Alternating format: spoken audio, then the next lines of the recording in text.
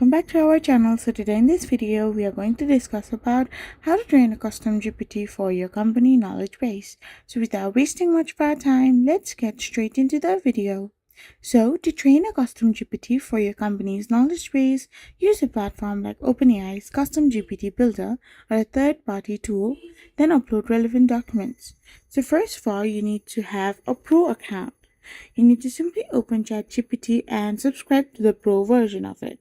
So once you subscribe to the Pro version of it, you need to gather all the documents and you need to add the plus sign and then add files in your Pro version of ChatGPT.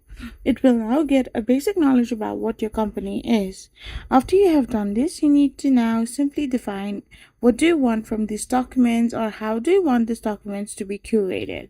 So it will now gather real-time data from all these PDFs and documents provided, and you can simply train a custom GPT for your company knowledge base this way.